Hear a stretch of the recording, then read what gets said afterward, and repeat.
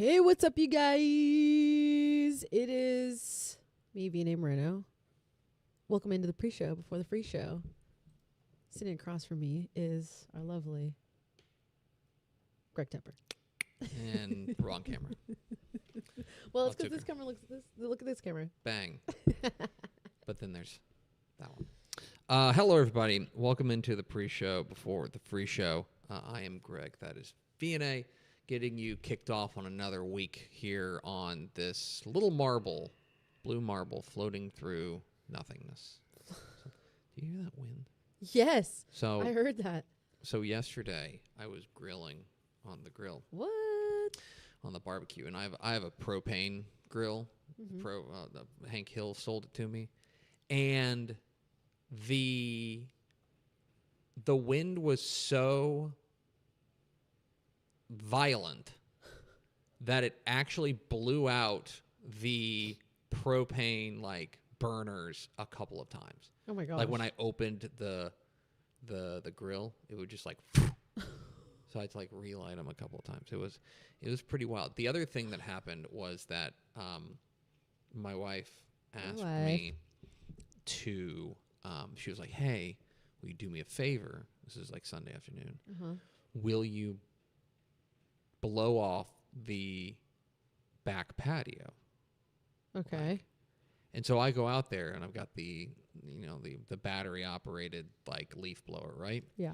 And I get out there on the patio and I'm blowing some leaves, and then a huge gust of wind comes and it took me about 15 seconds before I realized what I was doing was actually insane. It was actual insanity. My friends and I were playing pickleball. I think it was in Grapevine, and they're I feel like the older people like pickleball. There was a lot of older folks. It is decidedly. You were the youngest person who's ever played pickleball. It's insane, and they're really good. But there was it was really windy on Saturday. And there was an old lady with a leaf blower at the pickleball court. It's insane. So this isn't her first rodeo. No, she's but it's you bringing a bucket to the ocean and be like, I'll scoop this out. You know what I mean? What are we doing here? And then she was and then she was like, I realize this is probably useless. I did. The other thing we did this weekend, I took the boys on Saturday over to H-E-B, which is a large grocery store but we went over to H-E-B. Large grocery store. And they have a rewards program for children with HE Buddy, which is a paper sack, like an anthropomorphic paper sack that speaks to you. Nice. But one of the things you can do, I won't bore you the whole story, but basically you can get Buddy Bucks. Oh, and nice. You can feed it into a machine, and then the machine will, you can spin the wheel, and you can get a certain number of points. And if you rack up enough points, then you can win, sidewalk chalk, right? And at the end of it, Hank got to spin 3 or 4 times, and then we got home, and he counted up his points, and he was like, "This isn't that many points at all." And he was really distraught. I was like, "Why didn't they give me more points?" And that is baby's first gambling addiction. Well, I think we've talked about this. This was this kid, he was hammering the slot machine over and over of trying to get these really nothing burger points. They mean nothing, right? But to Hank Tepper, it was mission critical. How did you feel about that? I'm trying to raise my kids to be as fierce of gambling addicts as they possibly can. I feel like there's not enough problem gamblers in the world, so I want to do my part to you know what everyone says, start them young. Start them young. Listen, some guys are out there in the backyard throwing the ball with them to get them into the league, and I am trying to get them to understand the point spread. Anyway, hit the theme. I agree.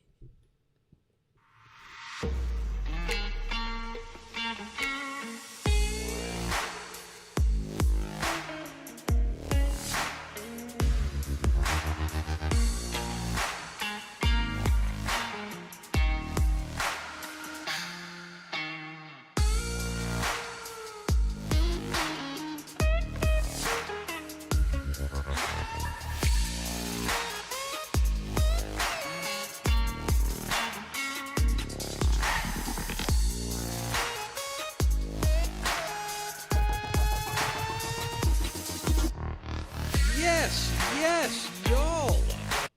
From the Dave Campbell's Texas Football Mothership here in beautiful Lewisville, Texas. It is Texas football today. We've got the Oscar fever. Hope you've got it too. Pour me some bubbly now. That's what you got to do. My name is Greg Tepper. I'm the editor-in-chief of Dave Campbell's Texas Football Magazine and TexasFootball.com. Thank you for spending part of your day with us. Whether you're watching us live at TexasFootball.com, Facebook, YouTube, Twitter, Instagram, or you're listening to us on the podcast, which you can subscribe to on the podcast vendor of your choice. Either way, thank you for doing your part to support your local mediocre internet show. I am sitting over there at the helm today, making us sound good. A woman who texted me about baseball yesterday. Friend Vianney Moreno. Hello, Vianney Moreno. Hi, guys. Yes, I did text you about baseball yesterday. That's the first and only time you have texted me about baseball. Sometimes I do. I don't think you've ever texted me about baseball. I can look. I need to look. I don't know. Okay. Save that for final thoughts. Prove me wrong. Today is Monday, March 16th, 2026, a mere 255 days until Thanksgiving. Happy belated birthday to Dave Campbell. Happy birthday. Dave Campbell would have been 101 years old this past Saturday, celebrating Dave Day. Happy birthday to Dave. It is episode 1900 and blah, blah, blah. On today's show, folks. There she is. 1923. On today's show, folks. It's a big show. We got headlines from across the state of Texas, including now I think what is going to be the most interesting coaching district in Texas high school football. We will explain. And then back half of the show, that's right, it's back. It's the 4th annual Texas Football Today Bracketology special with our chief bracketologist, Mallory Hartley. She is back by popular demand. She'll be sitting at this desk right here giving you the perfect bracket. She's going to break it down and tell you exactly who is going to win the NCAA basketball tournament coming up here starting, I guess, tomorrow. I guess there's games tomorrow for the first 4. But anyway, all that is to say, make sure you lock in. Mallory Hartley will be basically giving you the cheat sheet as you're filling out your bracket for our 4th annual Bracketology special. We're excited about that. Do we have first, fourth, fifth door? We do. We have Matt Stepp, Hamlin Highlight, Ron Hughes, and C-Dog 441906. Wow. Okay. Thank you for being thorough about his full screen name. It was great. Thanks, friends. We do appreciate you spending a little bit of your day with us. Let's get to some headlines from across the state of Texas, and let's start with coaching changes across the state of Texas. And we will start with Mesquite ISD. And we've talked about this. I think Mesquite ISD is on an all-time heater of hiring coaches. I think they've done a fantastic job of hiring football coaches. They have needed to hire a head coach because you remember Converse Judson came open. Converse Judson, a premier program, in the San Antonio area. That job came open, and Mesquite Horn head coach Vernon Hughes took that job. That left open an opportunity there at Mesquite Horn. And Mesquite Horn has found a coach. They have hired Carrollton Newman Smith head coach Robert Boone to be their next head coach. This is a guy who has had 5, I think, really solid years at Newman Smith. And Carrollton ISD, they're broken up a variety of different ways. And I think that it can be hard to build a consistent winner in Carrollton Farmers Branch ISD. And yet, I think you take a look at what Robert Boone has done at Newman Smith, 33-23 and 3 consecutive playoff appearances in often very difficult districts. I think that he is a rising star. He was previously the offensive coordinator at McKinney and Lubbock Estacado. And he also served as an assistant coach at McKinney Boyd. That does kind of bring us to... So Newman Smith, by the way, will be looking for just its 3rd coach in the last 20 years. You may remember Paul Ressa was there for a long, long time, I think 14 or 15 years before Robert Boone got the job. Now they'll just be looking for just their 3rd head coach in 20 years, and I want you to think about that. Think about some of the programs we talk about that have had like 5 coaches in 7 years. Not the case at Newman Smith. And certainly I think that the administration there in Carrollton Farmers Branch ISD hires guys they believe in, and then they stick with them. And I think that is a real selling point for this job. I think Newman Smith's going to get a really nice list of applicants. All that is to say that Mesquite Horn has found their head coach in Robert Boone to be the next head coach there at the Jaguars. Now, that does bring up, I tease this in the open, I think the single most interesting coaching district in Texas high school football is District 10-6A. Okay? District 10-6A, which will feature 3 teammates. Okay? If you go back to the 2004 Allen Eagles, 2003, 2004 Allen Eagles. Matt Stepp wrote about this on TexasFootball.com. Coached by Joe Martin, now the head honcho. I don't know what his official title is, but he's the grand poobah of the THSCA, right? He's the executive director, maybe. But you go back to those 2003, 2004 Allen Eagles teams. They were really, really good and arguably kickstarted what has been a 20-year run of excellence there for Allen. The quarterback of that team was a gentleman by the name of Casey Dick. Casey Dick, who went on to play at Arkansas, recently named the head coach at Rockwall Heath. The star defensive lineman for that team was a gentleman by the name of Marcus Shavers. Marcus Shavers, head coach at North Forney. And then you've got, I want to make sure I get his position right. You've got a guy who was, I believe, a defensive back for Allen in Robert Boone. And all 3 of those guys, now the head coach at Mesquite Horn, all 3 of those guys are in the same district, District 10-6A. There's a great piece up on TexasFootball.com about this. So you're going to have teammates playing each other at 3 different schools within the same district. That is remarkable. And you can hear Coach Martin talk about these guys in the article written by Matt Stepp on TexasFootball.com. Fascinating stuff. Yeah, it was. It's pretty remarkable. Pretty remarkable stuff there. As they have a fantastic group of coaches in 10-6A. Let's move on and talk about Round Rock McNeil. Round Rock McNeil, you may remember, has been looking for a new head coach. Round Rock McNeil, Coach Scott Hermes, who did a really nice job there, including an area round appearance in 2023, took over the job at Leander Glen. Kind of staying in the greater Austin area.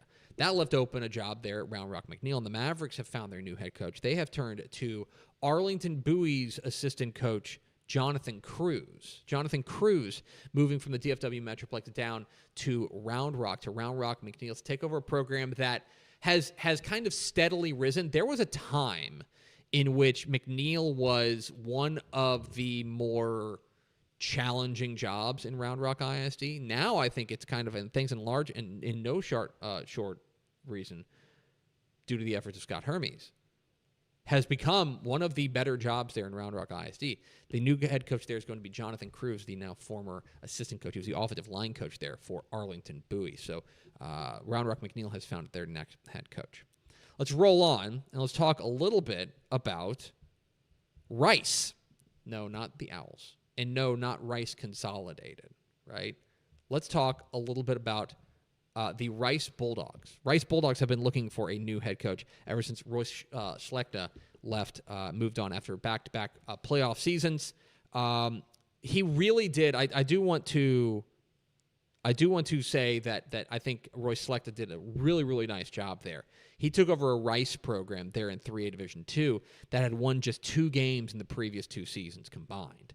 And then he went 4-7 in each of the next 2 years. That doesn't feel like a lot. We spent a lot of time here talking about teams that go 15-1 or 13-2.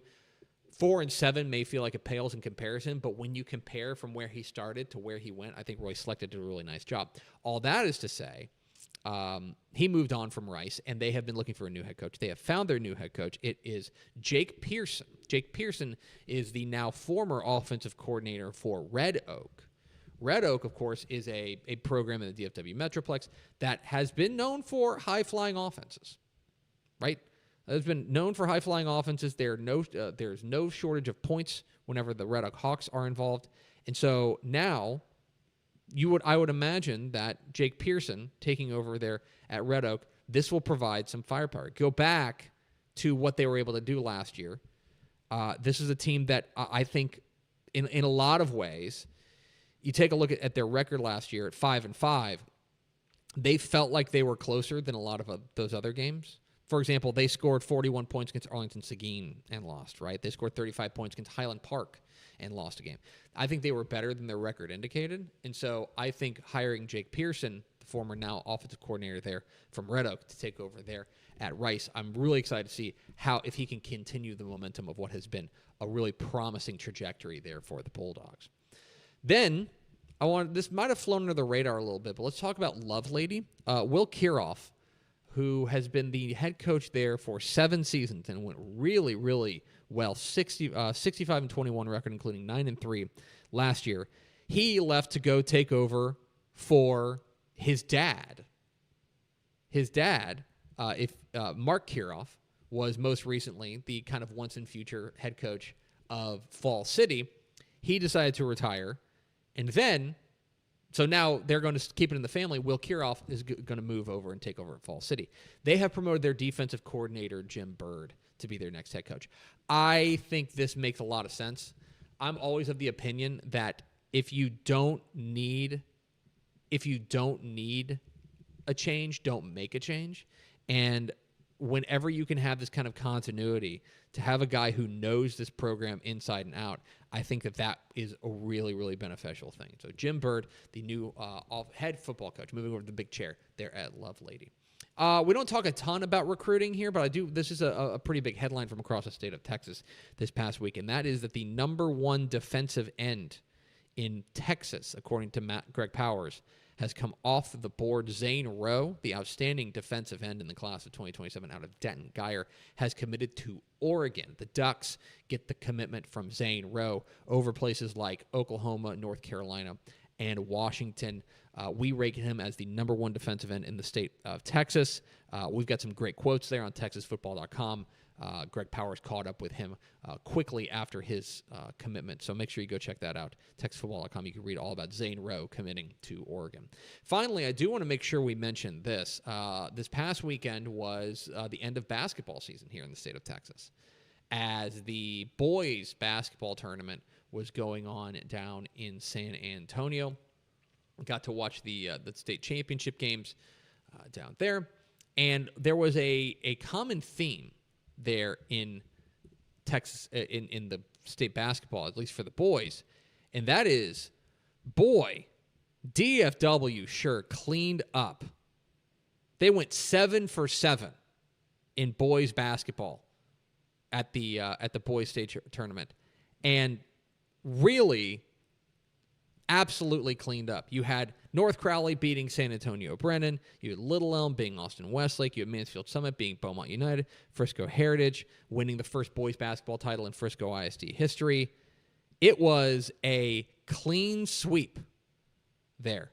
And so congratulations to all of the state champions: Little Elm, North Crowley, Mansfield Summit, Frisco Heritage, Dallas Carter, Dallas Kimball, my mom's alma mater, Paradise, who won a thriller over Palestine Westwood, Madison, Lipan, Panhandle, Jayton, who Sean Stanland, who was the 2024, I think, defensive MVP of the title game when Jayton won their first state championship, and now he is a basketball state champion and won the most outstanding player in that game.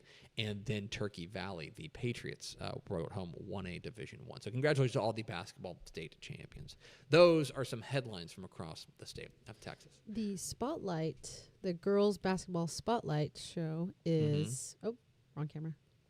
Is now available on our channels, and then look forward to our boys basketball. Yeah, Ford Spotlight show presented by your Texas Ford dealers. You can find on all of our social platforms.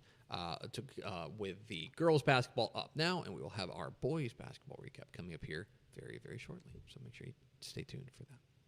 We are Texas Football Today. We're here Mondays and Thursdays on TexasFootball.com, talking football in the Lone Star State. You can follow us on Twitter at DCTF, like us on Facebook, Facebook.com/Dave Campbell's. Follow us on Instagram, Instagram.com/Dave Campbell's. And, of course, see us at TexasFootball.com. I don't think I should be telling you this, but if you go to TexasFootball.com/subscribe, if you go to TexasFootball.com/subscribe, and you were to use the promo code DaveDay, okay? Ooh. Dave Day. Let me just see what happens. Easter's coming. TexasFootball.com/subscribe. You use the promo code DaveDay, DAVEDAY. And who knows? Sometimes those things work. Who am I to say that it couldn't save you some money on a Dave Campbell's Texas Football subscription? Get the 2026 summer edition of Dave Campbell's Texas Football mailed to you before it hits newsstands. If you go to TexasFootball.com/subscribe, use the promo code DaveDay and just, I don't know, let it rip. Coming up out here after the break, it's time to start breaking down the brackets. That's right. It's the 4th annual Texas Football Today Bracketology Special with our chief bracketologist, Mallory Hartley, after a word from these sponsors. Pour some sunshine with new First Light Community Coffee's first ever light roast. This blend has notes of honey and brown sugar that will brighten any part of your day. Try First Light now at communitycoffee.com. Hello, Candace. Not you again. Me again. Remember our last oil change? Your boyfriend said he knew a guy who knew a guy. None of those guys knew what they were doing, including you, Todd. Silence your oil change anxiety at Valvoline Instant Oil Change, where you can watch our experts change your oil right from your car. Thanks for coming in. And finish in about 15 minutes. Valvoline. Service you can see, experts you can trust. Friday night football is here, and Hometown is trusted by thousands of schools across the nation to make game days effortless. Sell tickets online, easily scan them at the gate, track sales in real time, and keep your community connected with a free athletic website. Make every game a Hometown game. Visit hometown.com to learn more. Every legend starts with a vision. For Dave Campbell, that vision was clear. Tell the story of Texas football like never before. In 1960, he built something no one had before, a magazine that became the Bible of Texas football. Coaches, players, and fans didn't just read it, they lived by it. His words shaped the game. His vision built a legacy. And his name?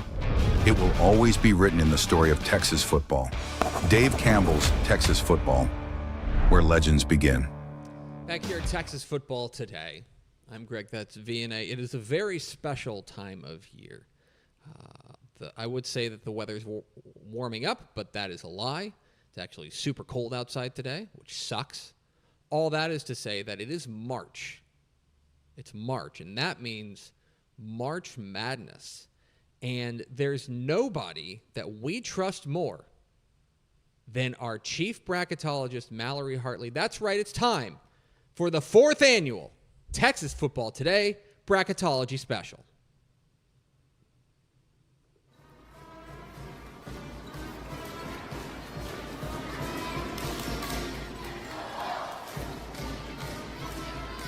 K9 checking in.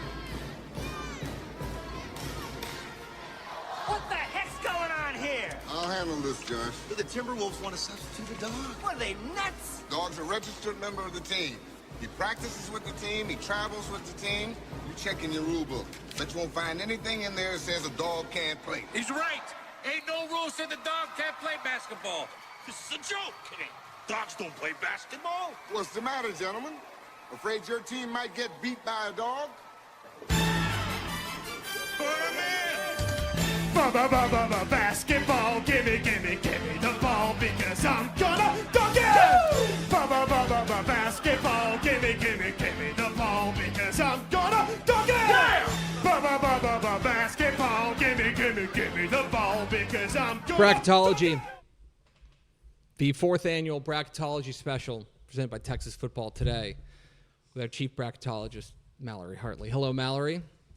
That photo. Where did you find that photo of me? The internet is forever. I can tell you exactly where that photo is from. I was back in my my days in Arlington High School. Is her mic on? I can't hear her, for what it's worth. Okay, good. Okay, I wanted to make sure other people can hear you. Yeah, it was back in my Arlington High School days. Yeah. Not good days. Great days, actually. I don't know what I was going to say. It's Mallory Hartley, and you and I were talking in the break before the documentary series Air Bud made an appearance. You have been locked in on the brackets. This is my favorite time of the year. And I'll say this. I think this is the reason why you keep me around. It's not for my interviewing skills. It's not for my hosting skills, not for my recruiting knowledge. No, absolutely not. It's for my breakdown of my bracket every single year. We basically we keep you on board and have you on the payroll for times like this. Yes. So let's take a look at the 2026 NCAA Men's Basketball Championship. The bracket was revealed last night. First and foremost, I'm your overall take whenever you took a look at the bracket and it was revealed for the first time. What was your expert overarching thought about it? Obviously, as a Michigan State fan, I mean, I have to rep in the for sure. 1979 Magic Johnson era. As a Michigan State fan, obviously, my eyes go straight to where we get placed, our seating. And, of course, we get put in the East. So my automatic assessment when I saw this bracket was how stacked the East region is. When you talk about blue bloods, when you talk about name brand coaches that are going to be inducted into the Hall of Fame, a combined record of national championship wins in that region, it's overwhelming. I want you to consider, and if you can pull up the brackets wherever you find your brackets, but just the top 5 seeds alone, okay? Duke is number 1. They're the number 1 overall seed, right? Yes. UConn is 2. And there are people who thought UConn was going to be a number 1 seed before this past weekend. Yes. Right? Yes. The 3rd seed is Michigan State. I think we believe here that Michigan State's pretty good. The 4th seed is Kansas. Yep. The 5th seed is the Big East champion, St. John's. We'll take it a step further. The 6th seed, Louisville. Yeah. The 7th seed, UCLA. Yeah. Name brands of college basketball. It's a crazy region. Well, and usually the advantage to being seeded number 1 overall, as Duke is you get the easiest path, right, to the national championship game. I'd beg to differ that Duke has the hardest path as a number 1 seed. I think so. I want to ask you specifically about Texas teams here. And when you take a look at the Texas teams, there's a good flavor of Texas teams here in the bracket. When you take a look at overall their draw, are there any teams that you feel like, oh, yeah, I feel really good about where they sit? Or are there teams that you go, boy, that's pretty rough for them? I like Houston. I like Houston's draw a lot. I think they got stuck in the weakest 1 seed region. They're stuck in the South with Florida. And what I really like about Houston's draw here is I think they're going to cruise through round 1 against Idaho. Then they'll get matched up to either St. Mary's or Texas A&M. I think they've got the favor over either of those teams. And then for the regional rounds, they get to play at the Toyota Center in downtown Houston. And that, to me, is where they'll most likely have their rematch with Florida. And I give them the edge over Florida. So I really like Houston's draw here. That's beneficial. One of the things, I will be honest, my alma mater, University of Missouri, did make the tournament. And did you happen to see where they're playing their first round game? St. Louis, Missouri. That's why I picked them over Miami, round 1. I cannot believe they gave Mizzou a home game, basically. Like, my brother-in-law texted me, he's like, we're going. Like, my father-in-law are going. It is also Friday night.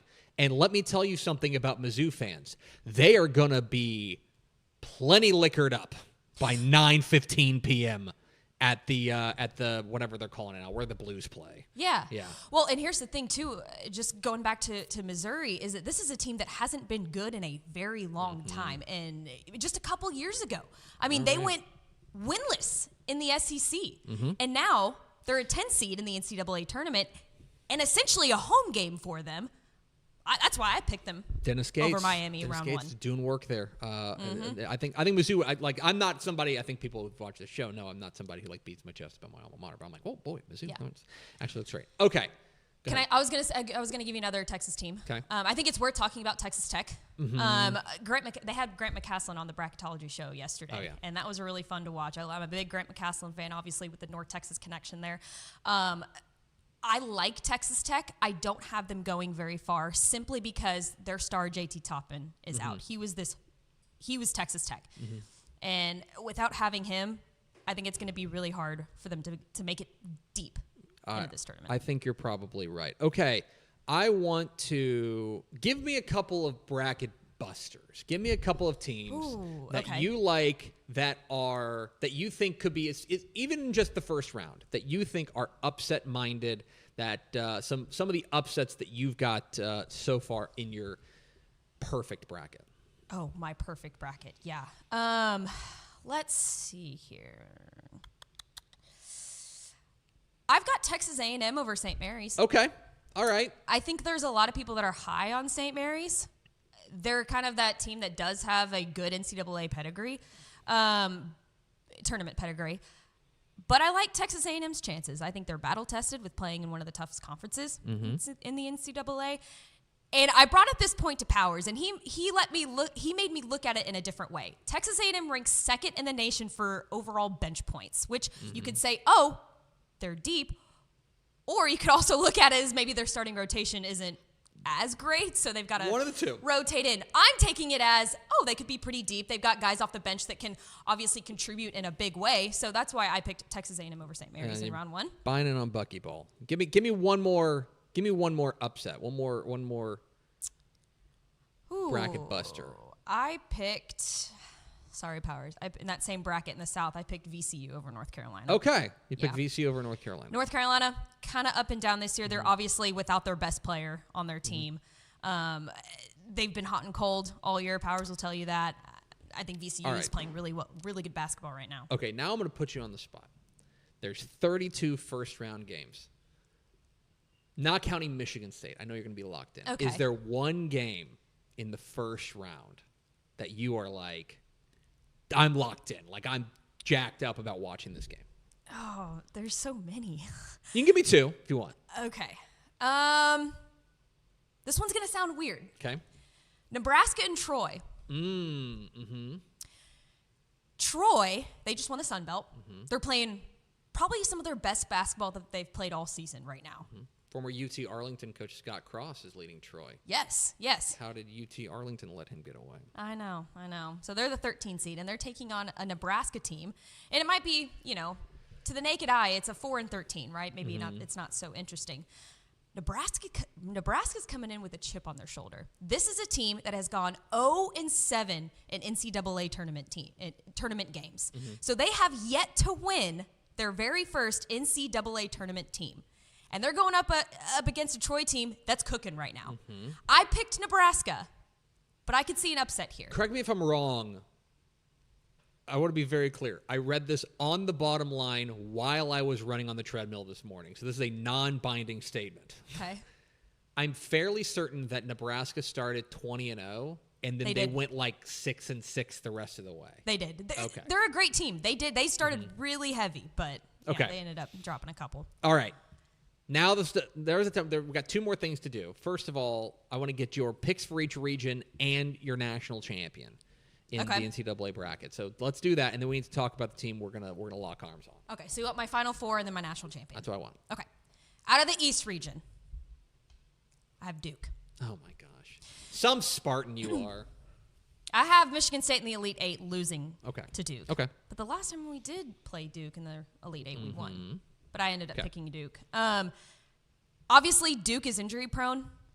They're two of their best guys are out. They're being led by Cameron Boozer, who is an incredible player, but he's also a freshman. And recency bias says that experienced teams typically make it to the national championship. But I picked them out of the East region because I think they're obviously the number 1 overall seed, but I think they're the strongest and they have the best resume. Okay. South region, I have Houston. Okay. I already explained my reasoning for Houston. I like their odds. They essentially have a couple of home games in their midst if they can make it past the round of 32. Okay. I like them over Florida. Okay. Out of the West, Go Cougs. Arizona. Okay. Arizona. Big 12 champions. I think they are one of the most complete teams in all of college basketball. Okay. And the other most complete team in all of college basketball is Michigan. Okay. Coming out of the Midwest. Wow. Yeah. Some Spartan you are. So I have Duke, Houston, Arizona, and Michigan in my In your final four. And who do you have winning it? Who do you have cutting down the nets?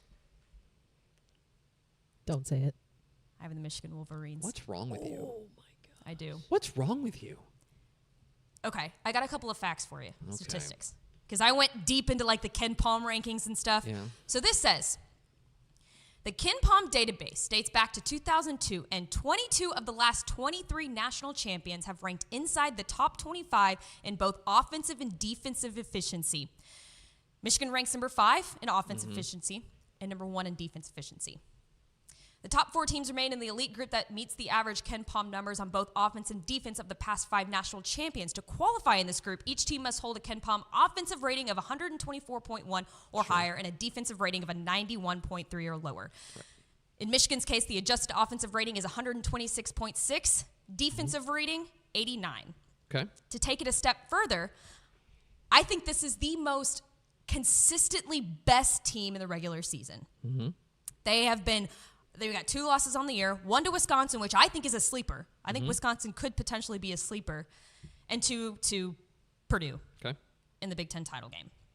They also have the easiest path to make it to the national championship game. That's true. Easier than Arizona. Play-in team, and then Georgia or St. Louis, then probably Alabama or Tech, and then probably Iowa State in the regional regional final. Okay. Yes. I almost went with Arizona. Because like I said earlier, I think they're one of the most complete teams in all of college basketball. But they've got a bigger test. They got to go through Arkansas, who's one of the best point guards in the entire country, or potentially Wisconsin. I just think that Michigan's pass is the easiest. They've got the size, they got the depth, they've got the experience, they have the overall statistics that make them one of the best teams in college basketball. And that's why I picked them. All right. I feel confident in my pick. Well, you are the chief bracketologist, and so I trust you implicitly. Now, I think we have one more important thing to do, and that is that you and I have to pick a team together to hop on board with. Now, last year we had a lot of fun supporting the mighty Hornets of Alabama State, right? Right. Didn't work out. They won their play-in game in a thriller, like a buzzer beater, to win their play-in game. Yep. And then I think they got smoked by Gonzaga or something. Okay. All that is to say, there's a team that you and I need to link arms on, and I've done the research. I've dived into the numbers. I already know, I think. Who is it? Is it Miami of Ohio? No, it's not Miami of Ohio. Oh, That's too brand name. I know it is too brand name right 31-1. now. No. Yeah, it is too brand name right now. I present to you the champions of the Ohio Valley Conference, the Tigers of Tennessee State. Okay. Okay? Head coach, first-year head coach, Nolan Smith. That's right, the former Duke All-American. Okay. Is the first-year head coach. They are in the tournament for the first time since 1994. They have the Ohio Valley Player of the Year in, where is his name? Aaron Nkrumah. Okay. Here's the thing about him. This is a guy who was playing for Division III Worcester State in Massachusetts, where he was the MASCAC Player of the Year. And now he is leading the Ohio Valley Conference in scoring. He averages 18.5 points a game, 5 rebounds, and 4 assists. This dude is a dog, okay? But here's the other reason. They play Iowa State in the first round. They're 15th seed, okay? Play Iowa State. Tough draw. That's happened, 8 times in NCAA tournament history, of 15 upsets of 2? And you would look at the numbers and say, boy, this feels like a mismatch. And maybe Vegas sees something, considering Iowa State is a 25.5-point favorite. But I contend to you 2 things.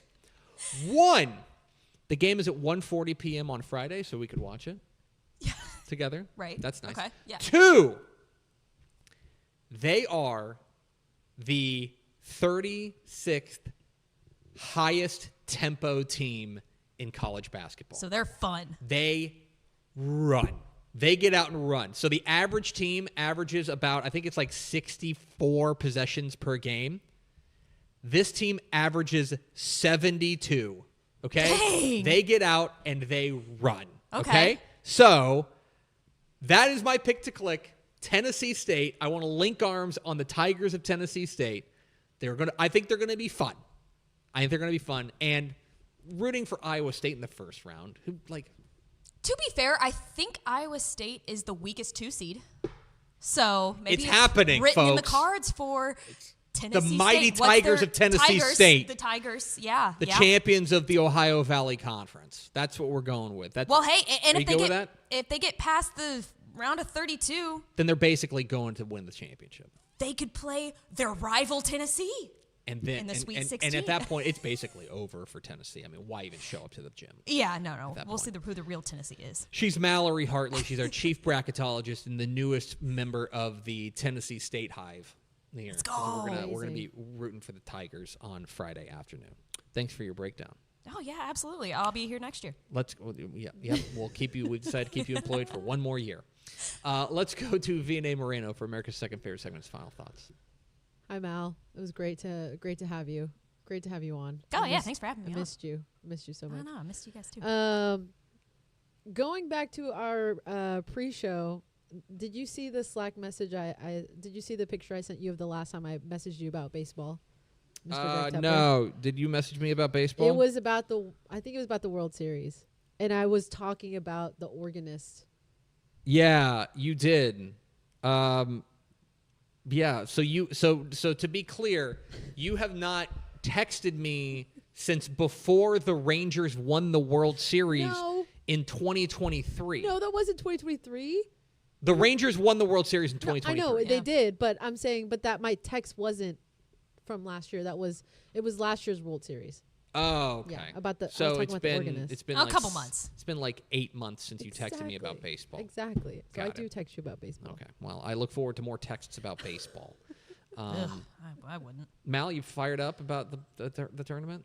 Oh, I'm so excited. The only thing that stinks is when does Michigan State play? They play. We play at 3:05 on Thursday. The 3:05. hope was we were going to play at 11. I think the tip is 11:45. Yeah. We we were could have hoping we were going to play on Thursday so we could have The Malcam. the Malcam. I'd live watch the Michigan State Yeah, game. 'Cause that we can't really- show the actual game. That so. really was such lightning in a bottle because we were at you and Pickle's house because the studio was under construction, and they happened to be playing during the show. I was like, we have to have a full-time camera on Mallory. I was like eating chips while just She's nervously just sitting here like it is like I want to be clear, it's a bad watch because it's just Mallory going like this for like 45 uninterrupted minutes. And then every once in a while I'll be like, you know. or I'll be like this. Yeah, exactly right. Yes, it was fun. But make sure you fill out your Go bracket and see if you can out bracket the bracket master over here. You probably can. That's going to do it for us. Thanks for spending part of your day with us. Follow us on Twitter at TCTF. Like us on Facebook, facebook.com/Dave Campbells. Follow us on Instagram, instagram.com/Dave Campbells. And, of course, see us at texasfootball.com. For Chief Bracketologist Mallory Hartley and V&A Moreno, I'm Greg Tepper. We'll see you Thursday on Texas Football Today.